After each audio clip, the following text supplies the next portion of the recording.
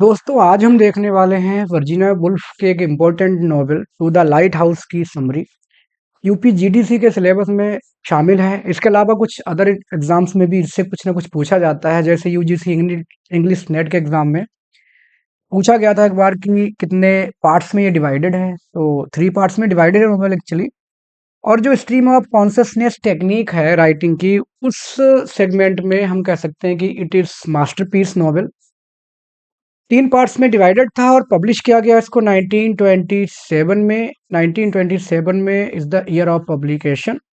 और वैसे तो आपको पता होगा कि लाइट हाउस एक टावर रहता है किसी आइलैंड पर, जो कि समुद्र में चलने वाले जहाज़ों को उनके कह सकते हैं कि सही रास्ता दिखाना और भटकने से बचाने के लिए, या जो खतरे हो सकते हैं लाइक स्टॉर्म या कुछ रॉक्स, उनसे आगाह करने के लिए होता है। लेकिन इस नॉवेल में लाइट हाउस जो है वो अलग-अलग कैरेक्टर्स के हिसाब से उसका सिंबॉलिक मीनिंग जो है वो अलग-अलग है। जैसे हम बात करें, जो जेम्स है, एक लड़का रहता है इसमें, मिस्टर राम जी का।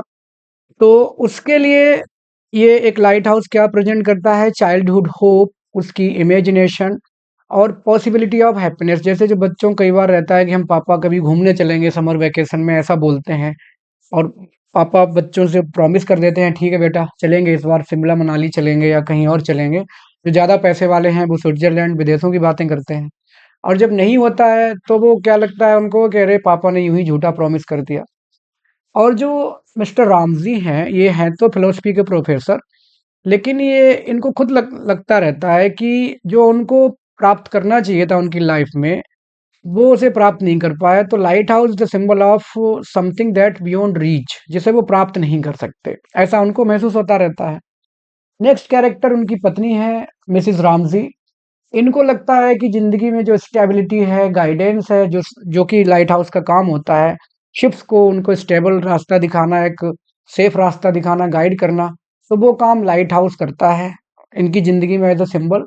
और जो एक आर्टिस्ट हैं लिली ब्रिस्को, ये पेंटर होती हैं। इनके लिए जो आर्टिस्टिक ट्रुथ है कि आखिर आर्ट है क्या, और आर्ट से ही जो इम्परमानेंस ऑफ लाइफ है उसको शैडो किया जा सकता है with the permanence of art. तो जो विजन है उनका आर्ट के प्रति, वो इनको सिंबलाइज करता है लिली ब्रिस्को को टू द लाइट हाउस। इस तरह से हम कह सकते हैं कि जो शिफ्टिंग नैरेटिव टेक्निक्स हैं, कभी कोई बोलता है कभी कोई बोलता है। और थीम्स की बात की जाए तो creativity, gender roles, patriarchy, existential issues, search for order and meaning, इन सारी थीम्स को ये नॉवेल कवर अप करता है। काफी इंपॉर्टेंट नॉवेल है और बहुत ही अच्छा भी लगता है पढ़ने में। बस कह सकते हैं कि जो स्टोरी है इसकी वो लिनियर ना होकर के, क्योंकि शिफ्टिंग नैरेटिव्स हैं, तो कभी हम कह सकते हैं कि कभी किसी के पॉइंट ऑफ व्यू से चीजों को बताया जाता है, कभी किसी के पॉइंट ऑफ व्यू से बताया जाता है विभिन्न कैरेक्टर्स के थ्रू। तो थोड़ा सा मैं कह सकता हूँ कि थोड़ा-सा कॉम्प्लिकेटेड है, लिटिल बिट कॉम्प्लिकेटेड। लेकिन जब भी कॉम्प्लिकेटेड है जब आप इसको ध्यान से नहीं पढ़ेंगे। एक बार जो आपने स्टोरी इसकी समझ ली अच्छे से, तो आपको अच्छा लगने लगेगा। And I hope this. देखते हैं कैरेक्टर्स को डिस्कस कर लेते हैं। जो मिसेस रामजी रहती हैं, वो काफ़ी इमोशनल हैं, साथ ही साथ कह सकते हैं कि नोवेल में जितनी भी एक्टिविटीज़ होती हैं, उनकी वो स्पिरिचुअल सेंटर हैं। इवन बिफोर हर डेथ और आफ्टर हर डेथ, चाहे सिचुएशन कोई भी हो, लेकिन सारी की सारी कहानी इनके इर्द गिर्द ही घुमा करती है। She is the axis of all relationships, जितने भी कैरेक्टर्स हैं सबके बीच में ये कह सकते हैं कि सब कुछ जोड़ने का काम करती हैं। प्रैक्टिकल भी हैं, फिलोसफिकल भी हैं। इम्प्रेसिव पर्सनालिटी है इनकी। इसके अलावा बहुत ही समझदार हैं। She is highly intelligent. Life का जो ट्रू नेचर है, फ्लीटिंग नेचर है कि भाई कुछ भी परमानेंट नहीं रहता जिंदगी में, उसके प्रति बहुत अच्छी तरह से अवेयर है। और इन द कह सकते हैं कि फ्लीटिंग नेचर ऑफ लाइफ या things, she earns for permanence. वो चाहती हैं कि थोड़ी स्टेबिलिटी जिंदगी में रहे, लेकिन ऐसे नहीं अर्न करती हैं कि एकदम परेशान हो जाएं, डिप्रेशन में चली जाएं, सैड हो जाएं। ऐसी नहीं है। वो जानती है कि चीजें चीजें स्थायी नहीं होती, फिर भी परमानेंस के बारे में इच्छा करती रहती हैं। नेक्स्ट कैरेक्टर है मिस्टर रामजी। ये इनके हस्बैंड होते हैं, प्रोफेसर ऑफ फिलोसफी हैं। और इनकी एक कमी है, ये इंटेलेक्चुअल बहुत हैं। कह सकते हैं कि अलूफ हैं थोड़े से, इमोशंस से दूर रहते हैं। जैसे आपने चार्ल्स डिकिंस का नॉवेल पढ़ा होगा, हार्ड टाइम्स, जिसमें जो थॉमस ग्रेडगिन रहते हैं टीचर, उनके लिए इमोशंस की कोई वैल्यू नहीं है। ठीक वैसे ही ये हैं, ये इंटेलेक्चुअल बहुत हैं और ज़्यादातर टीचर्स ऐसे हो जाया करते हैं, कहीं न कहीं थोड़ा साइड इफ़ेक्ट है बहुत ज़्यादा नॉलेज का। सबकी बात नहीं कर रहा हूँ, लेकिन कभी-कभी किसी के साथ हो जाता है। उनको लगता है कि वो बहुत कुछ अचीव कर सकते थे ज़िंदगी में, लेकिन फेल हो गए अचीव करने के लिए। The greatness he could not achieve which he deserved, इनको खुद लगता रहता है। इसके अलावा हमेशा लॉजिकल बातें करते रहते हैं, बच्चों की इमोशनल नीड्स क्या हैं, बच्चे क्या चाह रहे हैं, सोसाइटी में क्या चल रहा है, उससे उन्हें फ़र्क नहीं पड़ता और हम कह सकते हैं पैट्रियार्कल सिस्टम के ये बहुत पुरज़ोर समर्थक हैं। ही क्रैव्स फॉर एडमिरेशन, जो भी कहते हैं, जैसे जो इंटेलेक्चुअल लोग होते हैं, वो चाहते हैं उनको लोग सुनें। जब वो बोलें, सामने लोग सुनें और बोलें, "वाह, वाह! वाह, वाह! बहुत अच्छे बोले हो।"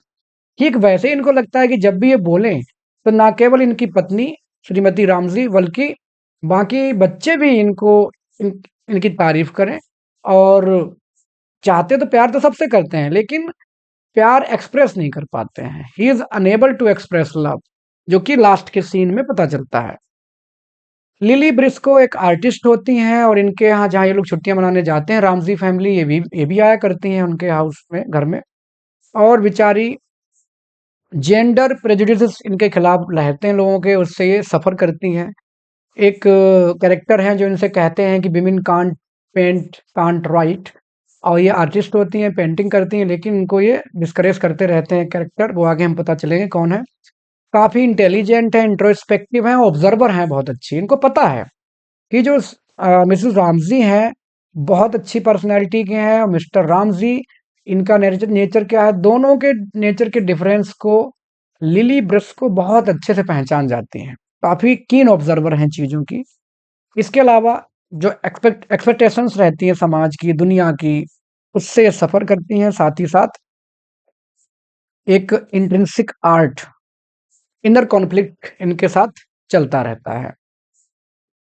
जेम्स रामज़ी, जो कि यंगेस्ट चाइल्ड है रामज़ीज़ का, और he is deeply attached to his mother. Mummy को ज़्यादा अच्छा समझता है, क्योंकि पिताजी हमेशा इनकी फीलिंग्स को हर्ट कर दिया करते हैं इस वजह से।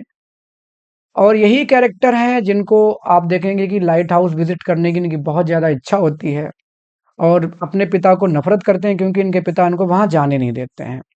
अंत में अपने पिता से बहुत मुश्किल से इनको अप्रूवल मिलता है। अप्रूवल मिलने के बाद इनकी फीलिंग्स चेंज हो जाती हैं अपने पिता को लेकर, वो हम देखेंगे एंड में। कैम रामज़ी, ये इनकी सिस्टर होती हैं, कैमिलिया इनका पूरा नाम है, कैमिलिया। जेम्स सिस्टर, जो कि पहले बहुत इनोसेंट रहती हैं, लेकिन बाद में जैसे ही बड़ी होती हैं तो मैच्योर हो जाएँगी। सभी मैच्योर हो जाते हैं एक उम्र के बाद, तो ये भी मैच्योर हो जाया करती हैं। ये बेचारी डिवाइडेड हैं, एक तरफ इनको अपने पिता के प्रति लगाव है, क्योंकि बेटियाँ अक्सर पिता को प्यार किया करती हैं, ठीक वैसे इनका हाल है। दूसरी तरफ इनका अपने भाई के प्रति थोड़ा-सा लगाव है, उससे भी ज़्यादा थोड़ा, क्योंकि पिता अपने इनके भाई को अच्छे से ट्रीट नहीं करते। दोनों तरफ बेचारी she feels herself divided. Charles Tansley हैं, ये एंटी फेमिनिस्ट स्टूडेंट हैं मिस्टर रामज़ी के, और क्रिएटिविटी को बहुत एप्रिशिएट करते हैं, लेकिन प्रेजुडाइज्ड हैं। क्रिएटिविटी तो होनी चाहिए, लेकिन महिलाएँ नहीं होनी चाहिए क्रिएटिव, ये इनका मानना है कि कुछ भी हो, लेकिन महिलाओं को क्रिएटिव नहीं होना चाहिए, या वो नहीं हो सकती, ऐसा ये मान के चलते हैं। जो इस नॉवेल में एक डायलॉग है, women can't paint, women can't write, वो इन्हीं का दिया हुआ डायलॉग है। ऑगस्टस कारमाइकल एक पोएट होते हैं और रामज़ीस के यहाँ ठहरते हैं। काफ़ी पैसिव हैं, ऑब्जर्वर हैं, सेल्फ एब्ज़ॉर्ब्ड हैं, अपने आप दुनिया में खोए हुए इंसान हैं। काफ़ी अच्छे कैरेक्टर हैं, भले जैसे भी हों, पैसिव हों, कुछ भी हों, लेकिन he is a gentleman, nice person है। तो हम देखेंगे समरी। जैसा कि मैंने बताया आपको कि 3 पार्ट्स में नॉवेल डिवाइडेड है। जो पहला पार्ट है उसका है द विंडो। तो शुरुआत यहीं से होती है एक्चुअली। एक जो रामज़ीज़ हैं, इनका घर है स्काई, आइल ऑफ स्काई में, स्कॉटलैंड में। ये लोग समर में वहाँ छुट्टियाँ मनाने आया करते हैं। ये परमानेंट वहाँ नहीं रहते। जिस घर में आए हुए हैं, ये एक कोस्टल घर है इनका, समुद्र के किनारे बसा हुआ है। यहाँ सब छुट्टियाँ मनाने आए हुए हैं, और जब आते हैं तो बच्चों को लेकर आते हैं। इनमें सबसे जो छोटा बेटा है इनका, जेम्स रामज़ी, ये कहता है कि पापा मुझे लाइट हाउस घूमने जाना है। वहाँ से दिखता है लाइट हाउस समुद्र में, जो कि एक टावर जैसा रहता है, या किसी चट्टान पे बना देते हैं जहाज़ों की हेल्प के लिए, शिप्स की हेल्प के लिए। लेकिन ये नहीं मानते हैं, इनके पापा मना कर देते हैं। इनकी माँ श्रीमती रामजी कहती हैं कि चलो बेटा, कल का मौसम बहुत अच्छा होने वाला है, तुम्हारा जो बहुत लंबे समय से तुम जो सपना देख रहे हो वो पूरा हो जाएगा। कल पूरा होने की संभावना है, क्योंकि मौसम फेवरेबल रहेगा। और बच्चा बहुत खुश हो जाता है, जेम्स रामसी बहुत खुश हो जाता है कि चलो कम से कम अच्छी बात है। और जैसे वो खुश होता है, लेकिन तभी इनके पिता अचानक से बीच में बोल देते हैं, कहते हैं कि but it won't be fine, मतलब कल मौसम अच्छा नहीं होगा। जब भी कभी इनकी मम्मी इनके लिए कोई अच्छी बात बोलती है, इनके पिता बीच में टपक पड़ते हैं और बोल देते हैं कि कल मौसम अच्छा नहीं होगा। ये बात ठीक है, मौसम अच्छा नहीं होता, क्योंकि ये very he is very intelligent, he is very experienced, लेकिन इमोशनली अलूफ है। अगर ठीक है, इनको पता था मौसम अच्छा नहीं होगा, तो चुप रहते। थोड़ी देर के लिए बच्चा खुश था, उसको खुश रहने नहीं देते। लेकिन नहीं, बोलना है बीच में, इंटेलेक्चुअल जो ठहरे, तो उसकी भावनाओं को ये आहत कर देते हैं अपने बेटे की, बिना सोचे समझे कि मैंने क्या किया। जब जेम्स रामजी ये सुनता है, तो उसको एकदम फीलिंग आती है कि वो स्टैब कर दे, चाकू भोंक दे इनकी पीठ में अपने पापा के, क्योंकि ऐसा बोल दिया है एकदम से इतने लंबे समय से। क्योंकि हर साल ये आया करते हैं, ये समर वेकेशंस में इस आइलैंड पे हमेशा आया करते हैं लंदन से। और हर बार वो सोचता है, लेकिन कभी भी इनके पापा ने इसकी इच्छा पूरी नहीं की। अब वो सोचता है कि मेरी माँ मेरे पापा से 10,000 टाइम्स बेटर है, 10,000 गुना अच्छी हैं, क्योंकि वो समझती हैं। लेकिन मजबूर है, अपने पापा को अपोज नहीं कर पा रहा है। श्रीमती राम जी अभी भी उनको लगता है कि मौसम कल अच्छा होगा, और वो स्टॉकिंग्स बुन रही होती हैं, किसके लिए? जो लाइट हाउस पे जो कीपर है लाइट हाउस का, उसके बेटे के लिए ये स्टॉकिंग्स बुन रही हैं, क्योंकि उसको सर्दी लगी हुई है, उसको बीमारी है। सोचती हैं कि चलो जब हम लोग घूमने ही जाएंगे वहां तक, तो ऑब्वियसली हम उसके लिए स्टॉकिंग्स लेके जाएंगे, ऐसा ये कहती हैं। इसके अलावा वहाँ पे चार्ल्स टांसली हैं, एक गेस्ट हैं, और ये एथीस्ट हैं, भगवान को नहीं मानते, क्रिएटिविटी को अप्रिशिएट करते हैं, लेकिन जब भी बोलते हैं उल्टा बोलते हैं। इनके घर में ही रह रहे हैं, बच्चों के बीच में रह रहे हैं रामजी फैमिली में, लेकिन जब भी बोलते हैं तो उल्टा बोलते हैं, नेगेटिव बोलने की इनकी आदत है। अब चिल्ड्रन, बच्चों को क्या पसंद आता है? जो उनके मन की बात बोले, बच्चे इन्हें पसंद नहीं करते हैं। श्रीमती रामजी जाती हैं, अपने चेहरे को देखती हैं शीशे में, मिरर में, और सोचती हैं कि वो काफ़ी बुजुर्ग हो चुकी हैं, और बुजुर्ग होने की बात है ही है, 50 साल की उम्र हो चुकी है, लेकिन अपनी ड्यूटीज से भागती नहीं है।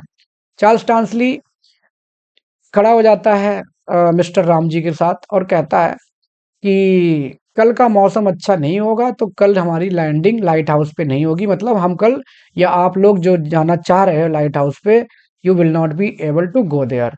इतना कह के इवन अपनी तालियां भी बजा देता है। जब ये सब करता है, तो बच्चे उसको और नफरत करने लगते हैं कि कैसा इंसान है, हमारे घर में रह रहा है, हमारा ही खा रहा है, और हमारे खिलाफ ऐसा ऐसा बोल रहा है, लेकिन क्योंकि मम्मी पापा का मेहमान है, तो वो कुछ कह नहीं पाते हैं। अब डिनर होने लगता है, तमाम टॉपिक्स पे बात होने लगती है। उन टॉपिक्स में रिफॉर्म बिल, सी बर्ड्स, बैट्स, और तमाम टॉपिक्स पे बातचीत सारे लोग बैठ के करते हैं। अब जो श्रीमती रामजी हैं, वो लिबरल हैं अपने नेचर में। उनको लगता है कि गरीब अमीर सभी बराबर हैं, भले किसी के पास पैसा है या नहीं है, लेकिन बराबर सब हैं, after all they are all human beings. और थोड़ा उनका नेचर फिलोसफिकल है, तो वो दुनियादारी की समस्याओं के बारे में सोचती रहती हैं कि कौन बेचारे क्या कर रहे हैं। एक लड़की है, उसके पिता कैंसर से मर रहे हैं, तो उनको उस बात का भी दुख है कि उसके पिता कैंसर से मर रहे हैं, ऐसा नहीं होना चाहिए। बहुत सारी बातें बेचारी सोचती रहती हैं, क्योंकि बस की बात तो है नहीं भाई, जो इंसान सोचेगा सबके बारे में, क्या सबकी हेल्प कर पाएगा? डेफिनेटली नॉट, क्योंकि पूरी दुनिया में दुख खत्म कर देना प्रैक्टिकली पॉसिबल है ही नहीं। अगला सीन है मार्केट का, जहाँ पे मिसेस रामजी जाती हैं डेली नीड्स के आइटम खरीदने, और चार्ल्स टैंसली से भी कहती हैं कि चलिए आप मेरे साथ चलिए, क्योंकि जो थैला भरा जाएगा वो उठा के ले आएंगे साथ में। मार्केट में इनको एक पोएट मिल जाते हैं, जिनका नाम है मिस्टर कारमाइकल। ये एक लेजी पोएट है, जो कि फीम खाया करते हैं।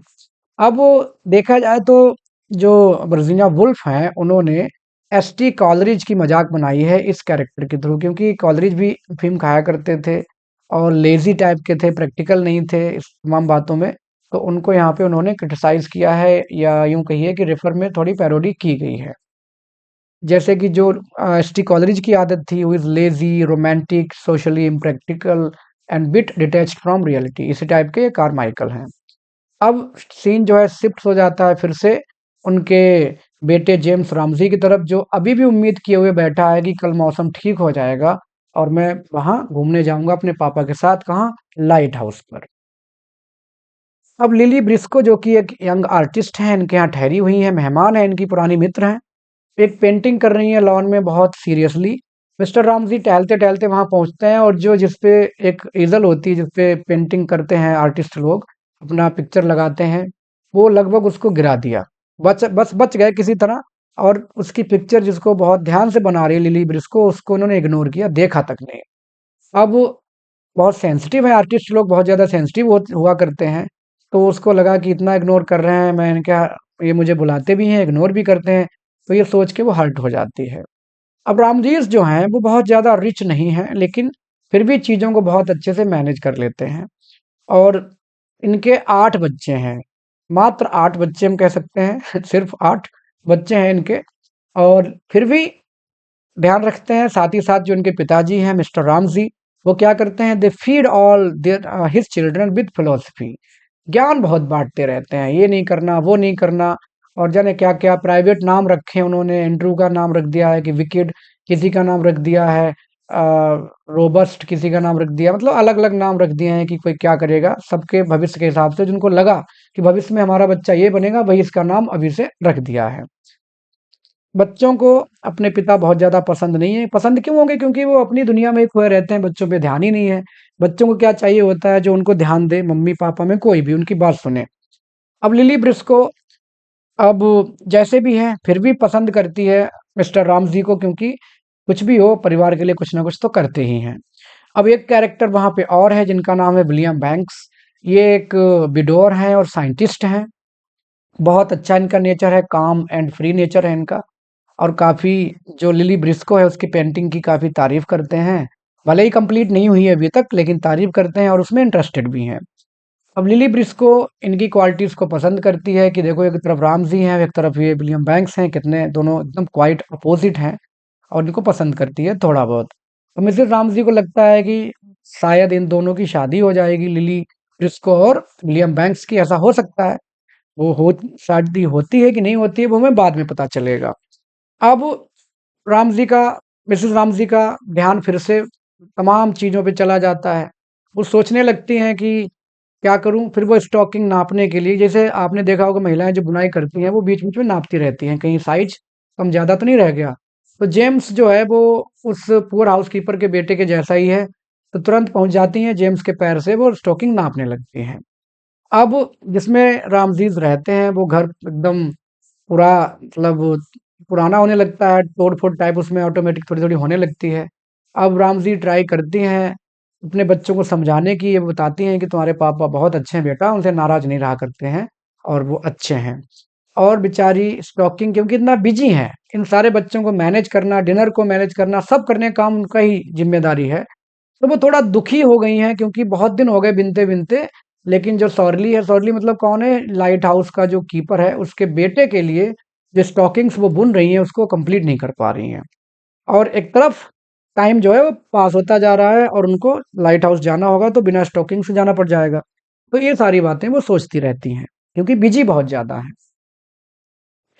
अब जो बैरोमीटर है, मौसम जिससे पता चलता है कैसा होगा, वो बता रहा है कि मौसम कल अच्छा नहीं होगा। अब चलो, बैरोमीटर ने तो अब बताया, लेकिन जो मिस्टर रामजी हैं उन्होंने इसको पहले ही बता दिया है कि मौसम कल अच्छा नहीं होगा। श्रीमती रामजी एक तरफ स्ट्रीम ऑफ कॉन्शसनेस की टेक्निक में सोचने लगती हैं बैठ के कि उनके बच्चे बहुत जल्दी बड़े हो रहे हैं। और प्रू, उनकी बेटी कैमिला, जेम्स, एंड्रयू, 4 बच्चों के नाम मेंशन हैं, 1-2 के और हैं, सबके 8 बच्चों के नाम मेंशन नहीं मिलते हैं नॉवेल में।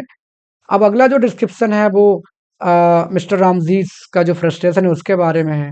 उनको लगता है कि वो अपने अचीवमेंट में क्यू तक पहुंच चुके हैं, जेड तक नहीं पहुंच पाए। जैसे अल्फाबेट्स में ए से जेड तक कंप्लीट माना जाता है, तो वो क्यू तक पहुंचे हैं, जेड तक नहीं पहुंचे।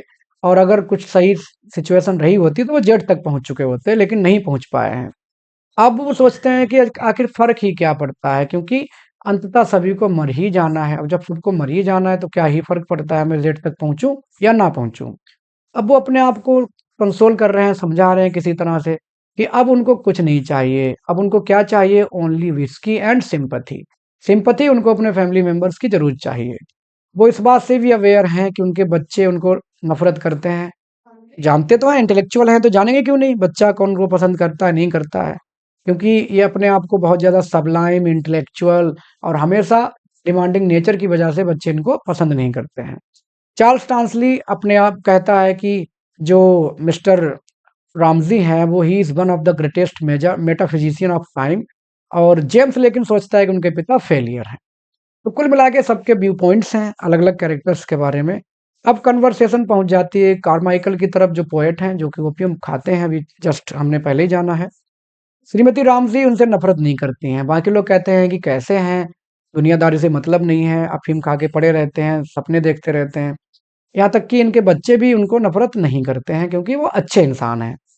भले ही अफ़ीम खाते हैं, अफ़ीम खाना उनकी पर्सनल चॉइस है, बट पर्सनैलिटी, बिहेवियर और हैबिट्स, आइडियाज़ वो सब उनके अच्छे हैं।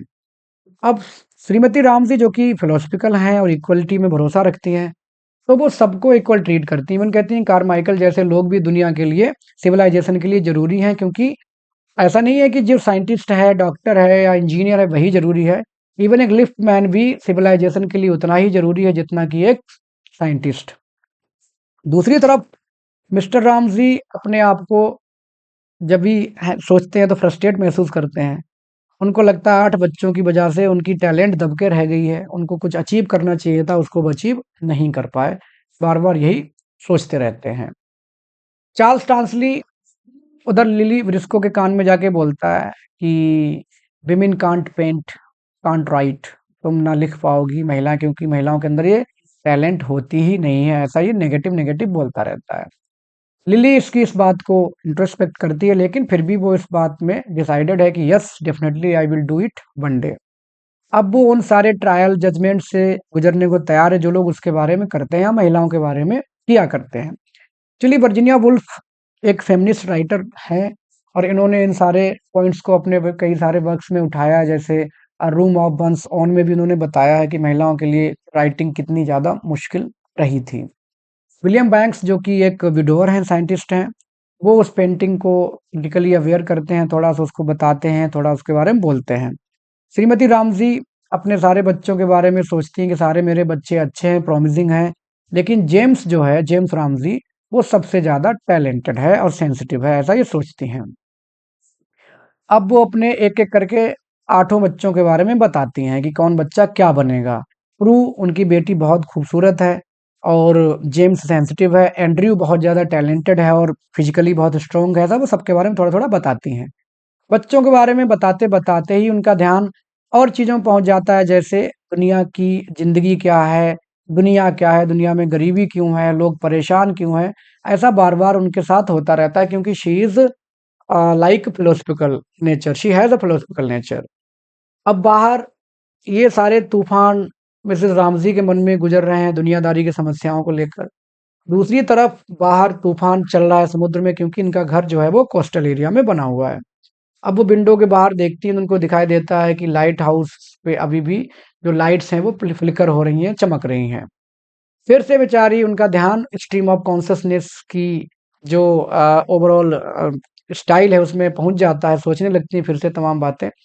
वो कहते हैं दुनिया भगवान के हाथ में है, हम इंसान सिर्फ़ we are just merely puppets, कठपुतली हैं हम लोग, सब कुछ भगवान के हाथ में है। लेकिन तुरंत उनके मन में आ जाता है कि सब कुछ अगर भगवान के हाथ में है, तो दुनिया में इतनी गरीबी, मुसीबतें, अन्याय, मृत्यु ये सब क्यों है? ऐसा नहीं होना चाहिए। खुशियाँ जो हैं वो किसी भी फ़ॉर्म में हो, खुशियों के अलग-अलग फ़ॉर्म हैं, लेकिन वो सारी की सारी नॉट लास्टिंग हैं, सारी की सारी टेम्पररी हैं, कुछ भी परमानेंट नहीं है। ऐसा वो दुनियादारी के बारे में सोचने लगती हैं। तभी मिस्टर माइकल आ जाते हैं, उनको विंडो के पास खड़ा हुआ देख के, और आते हैं और दोनों बातचीत करने लगते हैं कि उनकी बेटी प्रू बहुत सुंदर है और चार्ल्स टैंसली से शादी हो जाए ज़्यादा अच्छा है। जैसे आपने देखा होगा कि जो राइटर हैं जैन ऑस्टिन, उनके नॉवेल में शादी का मैटर रहता है, अपनी बेटियों के लिए उनके पेरेंट्स सोचते रहते हैं कि कौन मिल जाए। जैसे आपने देखा होगा प्राइड एंड प्रेजुडिस वगैरह उसमें। वैसे ये सोचती हैं कि चार्ल्स टांसली जो है पसंद कर ले उनकी बेटी को, लेकिन उसका नेचर बहुत ही ज़्यादा क्रिटिकल नेगेटिव है, तो डेफ़िनेटली वो उसको पसंद नहीं करेगा। अब मिस्टर रामज़ी दुनियादारी वो सोचने लगते हैं कि मुझको मेरे बच्चे ही फेलियर बोलते हैं, वो ये सब मन में सोचने लगते हैं। और फिर से वही सोचते हैं कि अगर बच्चे ना होते आज, शादी ना की होती तो पता नहीं क्या अचीव कर लेते। तो कुल मिला के जो एक अनफुलफिल्ड डिज़ायर की थीम है इसमें, जैसे कि अचीव नहीं कर पाया जो अचीव करना चाहिए था, उस थीम को बार-बार मिस्टर रामज़ी की रेमिनिस्सेंस में या नॉस्टैल्जिक नेचर में दिखाया जाता है। अब डिनर का टाइम हो गया, डिनर बहुत ज़्यादा मतलब बड़ा काम है, क्योंकि लगभग 15 लोग हैं एक साथ बैठने वाले डिनर टेबल पे यहाँ पर। 8 तो इनके बच्चे हैं, 2 लोग ये 10 हो गए। लिली ब्रिस्को, टैंसली, बैंक्स और कारमाइकल 14, एक और कोई और होगा, तो मतलब करीब 15 लोग हैं जो एक साथ बैठते हैं टेबल पे डिनर में। तो कुल मिला के बहुत बड़ा एक आयोजन जैसा हो जाता है। बच्चे गए हुए हैं बाहर टहलने, बाहर तूफान भी है लेकिन अभी तक लौटे नहीं हैं। श्रीमती रामजी को बहुत चिंता हो रही है कि बच्चे आ जाएं, सारे के सारे उनका वेट कर रहे हैं, साथ ही साथ मेहमान भी वेट कर रहे हैं कि बच्चे आ जाएं तब डिनर शुरू किया जाए। अंततः वो लोग आ जाते हैं और डिनर के लिए टेबल सेट हो जाती है। जैसे डिनर के लिए टेबल सेट होती है, सभी खा रहे होते हैं। लिली जो है वो अपनी पिक्चर के बारे में सोचने लगती है कि वो अपनी पिक्चर को कैसे पेंट करे, कैसे उसको फुलफिल करे। डिनर टेबल पर चार्ल्स टांसली कन्वर्सेशन सबसे ज़्यादा इम्पोर्टेंट मानी जाती है, क्योंकि ये सबको चुप करा देता है। बोलता है कि मैं कभी बीमार ही नहीं हुआ हूँ, मैं तो कभी आज तक डॉक्टर के पास नहीं गया, और ऐसे-वैसे तमाम बातें, कुछ चीज़ों को एक्ज़ैजरेट भी कर देता है। महिलाओं की प्रोग्रेस पे एकदम नेगेटिव बोलता है कि महिलाओं को ऐसा होना नहीं चाहिए, ये है, वो है, तमाम बातें वो करता रहता है। बाकी कैरेक्टर्स भी अलग-अलग टॉपिक्स में बात कर रहे होते हैं। 15 लोग हैं तो एक बोले 14 लोग सुने, ऐसा नहीं होता है। तो सारे के सारे लोग अपनी-अपनी इतना ज़्यादा बिज़ी हैं, कोई किसी की नहीं सुन रहा है। लेकिन टॉपिक्स कौन-कौन से हैं? शेक्सपियर हैं, वेवरली नोवेल्स हैं, लेबर पार्टी की नीतियाँ हैं, वोल्टेयर, नेपोलियन, सबके बारे में बातचीत वहाँ हो रही है। वर्ल्ड वॉर के बारे में भी थोड़ी बहुत बातचीत हो रही है।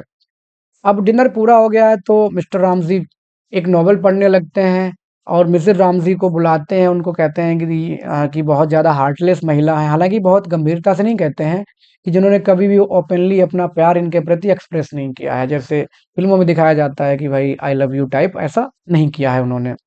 अब eight the end of part one, जो पार्ट फर्स्ट है द विंडो, जब अंत होता है तो हस्बैंड वाइफ मतलब मिस्टर रामजी और श्रीमती रामजी दोनों में आपस में मजाक हो रहा होता है। दोनों विंडो के पास खड़े होकर लाइट हाउस को देख रहे हैं और बाहर रात का अंधेरा है। तो ये पार्ट फर्स्ट की समरी थी। सेकंड पार्ट हम आगे बढ़ते हैं। सबसे छोटा सेक्शन है ये पार्ट में, और इसमें कैरेक्टर्स की कोई बात ही नहीं की गई है। 10 साल का समय लगभग हो चुका है। आप इतना ध्यान रखिएगा कि 10 साल का समय यहाँ पर बीत गया है। 10 साल के बाद ये सेक्शन शुरू होता है, इतना समझिए आप। इसमें बात की गई है decade, time, fleeting nature of things की।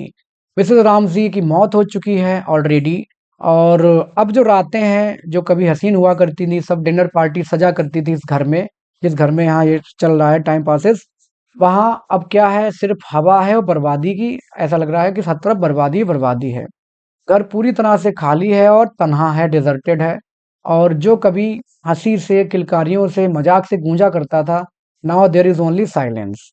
मिसेस मैकनैब जो कि हाउसकीपर हैं उस घर की, वो उस रामजे फैमिली के बारे में बातचीत कर मतलब मन में सोच रही हैं कि क्या क्या हुआ है, चिंतन कर रही हैं। वो सोचती हैं आखिर लोग क्या छोड़ के जाते हैं, लोगों ने क्या छोड़ा है। A pair of shoes, faded skirts and used quotes, ये सारे आइटम छोड़ के गए हैं। कुल मिला के कोई कुछ साथ लेके नहीं जाता है। और कभी कोट्स पे बटन टाँके जाते थे, लोग हाथ बिजी रहा करते थे श्रीमती रामजी के, और क्या-क्या होता था, लेकिन now there is only silence. ये बातें कौन सोच रहा है? मिसेस मैकनैप जो कि हाउसकीपर है उस घर की। 10 साल बाद की बात हो रही है यहाँ पर टाइम पासेस में। प्रू जो कि बेटी थी रामजीस की, उसकी शादी की गई, लेकिन चाइल्ड बर्थ के दौरान उसकी डेथ हो गई, वो बेचारी मर गई चाइल्ड बर्थ के समय, है ना? और एंड्रयू जो उनका बेटा होनहार था फिजिकली, वो युद्ध में शामिल हुआ था सोल्जर बन के, वहाँ युद्ध में वो मारा जाता है। श्रीमती रामजी भी मारी गई, मतलब 3 मौतें एक साथ वहाँ हो गई। नेचर ने धीरे-धीरे हाउस पे कब्जा कर लिया है। जो लाइट्स थी लाइट हाउस की वो अभी भी फ्लिकर कर रही हैं। इसका मतलब they are mocking the transience of life कि यहाँ कभी क्या था। लाइट हाउस अभी भी बरकरार है, लेकिन जो खुशियां थी इस घर की, रामजी, प्रू और उनका बेटा एंड्रयू, वो सारे के सारे खत्म हो चुके हैं। तो ये जो सीन है, this is the about impermanence of things. और कह सकते हैं कि नथिंग इज परमानेंट, चाहे हैप्पीनेस हो चाहे सौरो भी हो। अब जो कारमाइकल थे पोएट, उनको सक्सेस मिल चुकी है धीरे धीरे, और उनकी पोइट्री में, क्योंकि जो वॉर हुआ है, वॉर से लोगों का इंटरेस्ट पोइट्री में जागृत हो गया है। Now he is a bit successful. Mrs McNab फिर से याद करने लगती है अपनी रिलेशनशिप रामजी फैमिली के साथ, कि कैसे ये लोग जब चले गए यहाँ से, क्योंकि ये लंदन में रहते थे, यहाँ सिर्फ इस वाले आइलैंड में छुट्टियां बिताने ही आया करते थे। और जब ये चले गए तो हर साल उनके मिसेस मैकनैब की सैलरी टाइम से आ जाया करती थी रामजी के द्वारा, लेकिन मिसेस रामजी की डेथ हो जाती है अचानक से। अब जो ताले हैं या जो घड़ियां हैं, वो कह सकते हैं कि आउट ऑफ ऑर्डर हो गई हैं, मैट सड़ चुकी है, और इवन फर्श पर भी घास उग आई है। 10 साल का समय बहुत होता है, ऊपर से कोस्टल एरिया है। इसके अलावा झींगुर, छिपकली, टोड्स और कुछ वाइल्ड एनिमल्स भी कभी कभी आकर के उस घर में रुक जाया करते हैं, क्योंकि वहां कोई रहता ही नहीं था। सिर्फ लाइट हाउस की जो बीम्स हैं वो विंडो से अभी भी घर में आ रही हैं, मतलब they are still mocking the futility of laughter, happiness and all the human endeavours. सितंबर का वक्त आ जाता है, अचानक से लिली ब्रिस्को आती है उस घर में 10 साल बाद मिसेस मैकनैब के पास, और अपनी पेंटिंग कंप्लीट करने आती है, जो कि अभी भी इनकम्प्लीट है उसके लिए। पोएट कारमाइकल भी वहां पर आ जाते हैं। लिली लेटती है जब तकिया पर, उसको बाहर समुद्र की लहरों की आवाज सुनाई देती है, तो उसमें उसकी आवाज में उसको खूबसूरती लगती है, और वो सो जाती है क्योंकि बहुत ज्यादा थकी हुई है। कारमाइकल फिर से अपनी बुक पढ़ते पढ़ते सोते हैं, जो कि उनकी हमेशा आदत रही है। तो सेकंड सेक्शन दोस्तों बहुत छोटा है इस नॉवेल में। अब हम बात करेंगे थर्ड एंड लास्ट सेक्शन की, जिसका टाइटल ही है नॉवेल का टू द लाइट हाउस, बस टू जोड़ दिया जाता है। लिली अब बता नहीं सकती है कि 10 साल उसके कैसे गुजरे हैं। मतलब वो भी जो स्टेबिलिटी चाहती थी या जो कंप्लीट करना चाह रही थी अपनी पेंटिंग को, अभी तक पूरा ही नहीं कर पाई है। इसके अलावा इस घर में आकर के वो मिसेस रामजी को बहुत ज़्यादा मिस कर रही है, क्योंकि वो बहुत अच्छी थी इसके लिए, एनकरेजिंग, और बहुत अच्छा नेचर था। काफ़ी इन्फ्लुएंस फील करती है लिली ब्रिस्को मिसेस रामजी का। मिसेस रामजी जो कि not eager at all to come, Mr Ramsay जो कि यहाँ नहीं आना चाह रहे थे बिल्कुल, क्योंकि उनको लगता है क्या जाके करेंगे वहाँ, तो कुछ नहीं है। लेकिन उनका जो बेटा है जेम्स रामजी, उसको उन्होंने प्रॉमिस किया हुआ था कि बेटा कभी मैं तुम्हें लाइट हाउस घुमाऊंगा। धीरे धीरे धीरे 10 साल और गुजर गए, सोचिए, एक प्रॉमिस पूरा करने में 10 साल तक ये लोग फिर समर वेकेशन में यहाँ आए ही नहीं हैं। उस क्योंकि जब ये आए थे लास्ट समर वेकेशन में 10 साल पहले, अब ये लंदन गए तो प्रू की डेथ हो गई, एंड्रयू की डेथ हो गई, रामजी की डेथ हो गई, तो कुल मिला के जिंदगी पूरी तरह से चेंज हो गई इनकी, और इस वजह से 10 साल तक ये लोग आए ही नहीं। अब जो जेम्स रामजी है वो 16 साल का हो चुका है, लेकिन उसकी फीलिंग्स अभी भी अपने पिता के प्रति वैसी ही हैं जैसी पहले थी। वो मानता है कि उसके पिता इमोशनल डिमांडिंग है, लेकिन दूसरे की इमोशंस की चिंता नहीं करते हैं। लिली फिर से अपनी पेंटिंग सेट करती है और शुरू हो जाती है पेंटिंग करने में, जो कि अभी भी इनकम्प्लीट है, और वो 44 साल की हो चुकी है, लेकिन इस उम्र में उसको पेंटिंग करना बहुत ज़्यादा पसंद नहीं है, लेकिन आर्टिस्ट है तो करेगी। अब एक बार चर्चा हुई थी, फर्स्ट सेक्शन में आपने देखा था कि शायद मिस्टर बैंक्स और लिली की शादी हो जाए, लेकिन ऐसा कुछ नहीं हुआ, शादी दोनों की नहीं हो पाई। अब मिस्टर रामजी बिल्कुल लौटना नहीं चाहते थे इस घर में, लेकिन आना पड़ा है, क्योंकि जो ड्रास्टिक चेंजेस उनकी ज़िंदगी में हो गए थे इस वजह से। लिली के लिए मिस्टर रामजी अब उन एक ऐसे फिगर हैं जिन पे दया आती है उसको, क्योंकि श्रीमती रामजी जैसी भी थी इनको मैनेज करके चलती थी, और ये तो पहले से ही इंटेलेक्चुअल अपनी दुनिया में खोए हुए इंसान हैं। But on the contrary, in practical sense, mister Ramji बहुत कुछ चेंज हो चुके हैं, उन्होंने बहुत कुछ अपनी चीज़ें बदली हैं, और कह सकते हैं कि अब उनको किसी सिंपैथी की ज़रूरत भी नहीं रह गई है। उन्होंने वो सारी क्वालिटीज़ डेवलप कर ली हैं जो उनको उस एक्सपीडिशन के लिए चाहिए। जो एक्सपीडिशन कहाँ जाएगा, साहसिक यात्रा कहाँ जाएगी, लाइट हाउस की तरफ। अगली सुबह लाइट हाउस लिली देखती है कि बहुत दूर दिखता है, तो ये भी एक सिंबॉलिकल सेंस है कि उसको जो उसकी पेंटिंग पूरा करने का जो विज़न है या उसकी टैलेंट उसको बहुत दूर-दराज दिखती है कि कैसे वो पूरी होगी।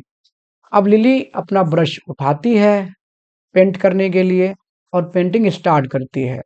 तभी उसको कुछ ऐसी सेंसेशन फ़ील होती है जो उसको आज तक कभी फ़ील ही नहीं हुई थी और उसके जो मूवमेंट्स हैं ब्रश चलाने के एकदम रिदमिक हो जाते हैं। कुल मिला के उसकी जो टैलेंट है now it is in full flow. अब उसको चार्ल्स स्टांसली की वो बात याद आती है जिसमें उसको लगता है वो झूठ कहा करता था कि women can't paint can't write, क्योंकि आज इसकी पेंटिंग बहुत अच्छी चल रही है और definitely she will complete it today, ऐसा उसको लगता है।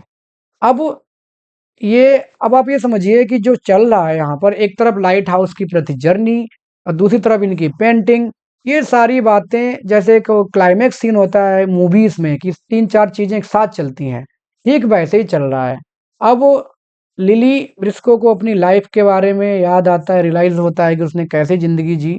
दूसरी तरफ उनका एक्सपेडिशन चल रहा है, चार उनकी यात्रा होने वाली है किन किन की, Mr Ramsay, Camille Camilla Ramsay and James Ramsay, और साथ में इन्होंने एक फिशरमैन लिया हुआ है जिसका नाम है मैकलिस्टर। ये चार लोग जाने वाले हैं लाइट हाउस। इनकी यात्रा शुरू होने वाली है, शुरू हो चुकी है यहाँ पर, और बहुत ज़्यादा वेव्स रोर कर रही हैं। लेकिन इस बार मिस्टर रामजी कह रहे हैं कि जो भी है इस बार हम अपना सपना पूरा करेंगे, और जेम्स बहुत ज़्यादा एक्साइटेड है पहले की जैसे बचपन में था। अब जर्नी के समय मिस्टर रामजी एक नॉस्टैल्जिक फीलिंग्स में खो जाते हैं, महिलाओं के बारे में, सोसाइटी के बारे में, फैमिली के बारे में, ओवरऑल ज़िंदगी के बारे में कि क्या ज़िंदगी है, महिलाएं कैसी हैं, महिलाओं को ये इन्फीरियर समझा करते हैं, और परिवार के प्रति बहुत कुछ मतलब इनके मन में चल रहा है। दूसरी तरफ जो लिली ब्रिस्को है, वो भी पेंटिंग करते-करते पुरानी चीज़ों को याद करती है कि 10 साल पहले क्या हुआ था, मैं यहाँ पे आई थी और विलियम बैंक्स में मुझे इंटरेस्ट था, वो भी मुझसे इंटरेस्टेड था, मुझे उससे शादी कर लेनी चाहिए थी, ऐसा वो सोचती है। और किस तरह से ज़िंदगी बढ़ी, मिसेस रामज़ी मुझसे ज़्यादा लकी थी, उनको याद कर के वो रोने लगती है। कारमाइकल धूप में लेटे हुए हैं अपने, या फिर बैठे हुए हैं, कॉफ़ी पी रहे हैं धीरे-धीरे, और इनको लगता है, जब ये देखती हैं कहता है देखो कितना अच्छा इंसान, इसको कोई केयर नहीं है। और उसको लगता है लिली को कि शायद उसे उससे प्यार है, लेकिन अब कोई मतलब नहीं बचा है, क्योंकि अब वो एक्सप्रेस भी करेगी जाके तो भी कोई मतलब नहीं रह जाएगा। वो सोचती है कि अपनी इच्छाओं को दबाना भी एक ट्रेजेडी है, लेकिन अब करे तो करे क्या, उसे ये ट्रेजेडी मंजूर है। फिर वो सोचती है किसी किसी लोगों के लिए ज़िंदगी बहुत ज़्यादा अनइम्पोर्टेंट है, कुछ लोग ज़िंदगी को बहुत अच्छे से नहीं जी पाते हैं। अब लिली फिर भी सोचती है चलो कोई बात नहीं, मैं अब ओल्ड मेड बन के रहना ही पसंद करूंगी, जो भी है जैसा भी है, ट्रेजेडी ही सही बट इट्स ओके। उधर जो जर्नी जा रही है, उनका बोट जा रहा है लाइट हाउस की तरफ, मौसम में ऐसा लग रहा है कि बारिश होने वाली है, और रामजी कहते हैं कि शायद हम लाइट हाउस नहीं पहुंचेंगे। जेम्स एक्साइटेड है लेकिन चिंता है कि कहीं उसके पापा आज फिर से न मना कर दें। 20 साल 10 साल तो यही हो गए, उससे पहले 6-7 साल जो भी हैं, 16-17 साल से वो वेट कर रहा है लाइट हाउस पे जाने का, लेकिन कहीं फिर से उसके पापा मना ना कर दें, ये बात उसके मन में आ रही है। वो थोड़ा सा वरीड भी है अपने पापा के विचारों को लेकर। अब लिली एक तरफ, मैंने बताया ना तीन चार चीजें पैरेलल चलती हैं पेंटिंग करते हुए ही, मतलब कह सकते हो कि शी इज कम्प्लीटली लाइक, जैसे हिप्नोटाइज कोई किसी को कर लेता है तो वो हिप्नोटाइज जैसी हो चुकी है। और उसके मन में बहुत सारी बातें आ रही हैं, श्रीमती रामजीस की पर्सनैलिटी, कारमाइकल और उसका एक carefree nature, Tansley's critical point की महिलाएं can't write can't paint, Prue जो कि बहुत ब्यूटीफुल थी, एंड्रयू जो कि बहुत होनहार था, डेथ, एंड और ना जाने क्या क्या चीजें उसके मन में चली आ रही हैं। अब उधर उनका बोट लाइट हाउस के लगभग पास पहुंच चुका है, इतना पास पहुंच चुका है कि जो आउटलाइंस हैं रॉक्स पे, अब वो अब क्लियरली विजिबल हैं, ये लोग देख सकते हैं। मैकलिस्टर जो कि 75 साल का फिशरमैन है इनके साथ, और मिस्टर रामजी भी अब 71 के हो चुके हैं। वो वहां पर एक ऐसा स्पॉट देखते हैं कि और भी पैसेंजर शिप्स जो थे वो ड्राउन हो चुके हैं पहले इस एक्सपीडिशन पे आते आते। लेकिन इस बार जो बोट रोइंग की है वो की है जेम्स ने, और इस तरह रोइंग की है जैसे कि वो बॉर्न सेलर हो, उसको बहुत अच्छी स्किल है, और बहुत वो आराम से स्विफ्टली सेलिंग करके वो लोग वहां तक पहुंचे हैं। मिस्टर रामजी बहुत तारीफ करते हैं अपने बेटे जेम्स रामजी की इस बार कि तुम्हारे अंदर ये स्किल जबरदस्त है। और ये तारीफ सुन के ही मान के चलिए जेम्स रामजी बहुत खुश हो जाता है, वहाँ टावर पर जो लाइट हाउस पे 2 लोग हैं वो इनको देख रहे हैं। फाइनली वो लोग वहाँ पहुँच जाते हैं। जब वो पहुँच जाते हैं तो जेम्स रामज़ी के मन में अपने पिता को लेकर के जो कड़वाहट थी वो दूर हो गई है। Now he is empathetic. वो सोचता है कि अगर मैं भी 8 बच्चों का पिता होता तो शायद मैं भी 8 के 8 बच्चों को खुश नहीं रख पाता, क्योंकि 8 बच्चे पालना, दुनियादारी, तमाम चीज़ें, it's really very tough work, very tough responsibility to carry on. कुल मिला के एंड में कह सकते हैं कि उसकी फीलिंग्स अपने पिता के प्रति बदल जाती हैं और वो उनको तारीफ के मूड में आ जाता है। अब लिली एक तरफ अपनी पिक्चर जिसको वो हेलुसिनेशन में एक तरह से कर रही थी, अब वो जब अपना ब्रश रोकती है तो देखती है एक परफेक्ट पिक्चर बन के तैयार हो गई है, पेंटिंग उसकी finished, ultimately it is finished. अब वो सोचती है कि मुझे अपना ब्रश रख देना चाहिए, क्योंकि अब जो उसको विज़न चाहिए था, आई हैड माय विज़न, उसको जो रियलाइज़ेशन चाहिए था अपनी लाइफ़ को लेकर के, अपनी पेंटिंग को लेकर के, आर्ट को लेकर के, वो उसको आ गया है। और अब टाइम आ गया उसको अपनी आर्ट छोड़ने का। कुल मिला के permanence of art over the transience और फ्लीटिंग नेचर ऑफ लाइफ। तो ये मैसेज है लिली ब्रिस्को का at the end of novel. So friends, this was the summary of the novel. I tried my best to keep it simple and so that you can easily comprehend it. And I hope you like the video. You can like, subscribe, share the channel if you find it useful. Let's meet in another video. Thanks for watching.